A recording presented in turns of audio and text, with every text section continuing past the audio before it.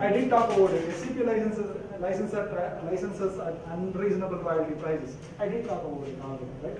So I talked about Motorola and Micromax, Microsoft case, wherein Motorola was asking for 2.25% royalty, which was decided to go to 100%, 100 times more than what it should be actually. Okay. I also talked about this discrimination, right? I took the example of different royalties charged for similar customers. So I'm done with this for abusing SCP rights and other practices that are incompatible to frank commitments will only harm innovation, competition, and consumers. This is important, right? Seeking injunctions against prospective licenses after lock-in results in prospective licensees ending up paying excessive royalties as their business would be impacted, paying up royalties for non-SCPs bundled with SCPs. Okay, this is one of the issues raised in Ericsson versus Micromax case. Ericsson went and said Micromax is infringing 8 standard essential patents of Ericsson, right? But Micromax has already invested so much money, and ex parte injunction was granted on day 1 by Delhi High Court, right? So once there is an injunction, if you are a counsel for Micromax or if you are the business leader for Micromax, there will be very limited scope for you to negotiate, or you will not be free to negotiate the royalty because there is already an injunction restraining you from doing certain things, which is impacting your bottom line. So you would be hand twisted to an extent to agree to the royalty dictated by Ericsson, which could be multiple causes also will have it, which are the tax pricing issue is coming at this. Everywhere the issues will be there. Yeah. Once the injunction is granted, then the person, the technology implementer, would be kind of hand twisted to agree to the royalties dictated by the technology contributor or the patent holder. So what we are saying is injunction should not be granted every now and then. Injunction should be, especially when it is SCP, injunctions related to SCP, they should be granted very rarely, right? So those are some of the things, and this is what happened with the injunctions, and injunctive relief should be rare and exceptional. Okay, so those are some of the conclusions and how India can contribute to frank. I have some suggestions here. This is also my PhD topic. That's why I have few suggestions on what we can do on frank. India can lead on frank. We'll copy them and get a PhD. Oh sure, but only after I hear it. Okay, that's all. Thank you very much. Thank you. If you have any quick questions that maybe I can allow to, maybe you have already asked all the questions. Do you have any other questions? Okay. You have Dr. I said this is, you're saying injunction should not be granted. This is actually what I always hear in ITEL saying the technology companies don't do clearances and we just go and launch. And so that's what sort of comes back to you in form of injunctions when you're trouble. Other than India. Other than India, I have one question, Mr. K. Yeah. I'm not to delay. Say one company participated in a standard and declared, most of the time the license between the standard and the company or other companies has a clause in there saying that we will keep you updated on whatever improvement in this particular standard that you're working on, and if we will keep you informed on any other patents that we're going to file, which is further development of what we've already disclosed to the world. Right. Now, I don't know if many companies really follow that or not. Like you said, they might keep those patents and literally go and catch others, saying that if you don't buy this patent, this is the most important one, you would still be infringing on my patent, even if we have given you license through the standard. So, how do you address Okay.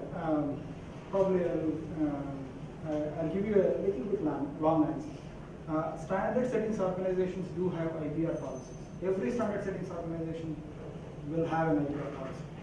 Two components of IPR policies. IPR policy is the disclosure policy and the licensing policy. I intentionally focused my presentation on the licensing part. I left out the disclosure part because from whatever I have studied, in Rambus case and Qualcomm's Broadcom case, irrespective of how much ever you disclose, licensing is important because the issue comes when we have to pay royalty and then we have to get royalty. So what you disclose, in my mind, is not very important. We should not, for example, your organization and my organization, my employer has 40,000 patents and at least 20,000, I mean, not 20,000, 2,000 patents could be standard essential patents. If there is a standard, I have to track all these 2,000 patents, or probably for this particular standard there could be 100 patents, and if I have to submit the patent applications that I filed in this particular area and also the prosecution history, all those things, it becomes cumbersome on the organization. So it is, I mean, there should not be a tax on me for going and participating in the standard. Of course, there is a royalty stream. For that, I invented, and for that I get a royalty. Right? On top of it, if I am asked to disclose all this information, in my mind, it's a bad comparison, but it's like Form 27. Yeah, exactly. And I completely agree with you because companies don't do it. Exactly. You know, we don't Why want would to you do it. put 10 people to do this? Right. It's bad. Quick question and a clarification. Is there any difference between the term standard declared and standard essential? Standard declared and Standard declared patents and standard essential patents? I mean, apologies, I'm hearing standard declared patents for the first time, but in my mind, I think both of them are the same. I think maybe I can add a little bit to it. Standard declared is when you're setting up, you know, companies are coming together, Right. You're disclosing company A has these many patents, and we're willing to license these patents to the member companies. Right. Standard essential is, it could be also interpreted as what is further in development. So if you have a portfolio of 20,000 patents, Right. and you can say, okay, 10 of them are standard essential patents, which I can either go apply into the standard, Right. or I can go and license it outside. Doesn't matter. Standard, yeah, thank you very much. Just to add on to what Don said, standard essential patents mean simply this. If you are practicing a standard, you will be definitely infringing a patent. Yeah. So, But then I have not declared I that. have not patent. declared it, no. But It's then I not can in always the go and standard. catch the infringer. You could, and that's exactly what my question was. You know, Right. you could technically go into it. Yeah. Whether companies do it or not, that's totally Or they separate wait question. till the It's product like, you know, or going the- and catching somebody whose business is 100 But- crores Yeah. for a company who is earning like, you know, 50 billion. But Right? look at it. Doesn't really make sense. but look at it, if the standard essential, standard settings organization has disclosure policy, and as a member of the standard settings organization, if you have signed a disclosure policy, and if you have not disclosed patents, You have, you know, granted patents, it can be problematic. That's what happened with Rambus, and that's what happened with Qualcomm. In Qualcomm's Broadcom, right? Rambus did this, and it was investigated by FTC, and Rambus went and went against Hynix, they went against Infineon, they went against few other companies, right? Okay. Memory-based chip makers. Right. But in some of the cases, they could not succeed. And in FTC, especially, I don't know. Okay, in one of the cases for Rambus, the courts came to a conclusion that, okay, you have abused your patent position, and that is anti-competitive. If you sign So on the what I understand, and then just to Yeah. interest of time, if I declare one standard, so I declare one patent to the standard, and if I have other standard essential patents, then I have a duty to disclosure. yeah, you're Right? If I definitely don't disclosed. any, then I can still maintain and you know say that okay, I may have standard essential patents. Let me see if the market grows. If a particular company starts earning 50 million, then I'll go after it. No, you cannot do that. You cannot do that. You cannot do that. Even before this standard is locked in, even before the standard is accepted, Right. what all standard essential or what all patents that you have in your armory that could be standard essential patents need to be disclosed. You need to be very upfront. You can't really set up the game such that on the one hand you have a de facto standard, and then you have the only controlling body that controls all those patents. You Exactly. can't play both those games. I completely agree with you. That is anti-competitive per se. So, Just another question, sorry if you have time. Would the government intervene in case some of the standard setting organization you said are a consortium of companies? And there will be a requirement when there are certain essential patents required to develop a product.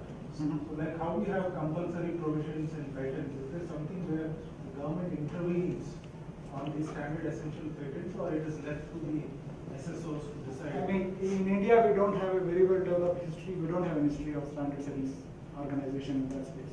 But if you look at United States of America, ANSI was had a charter of setting all the standards, right?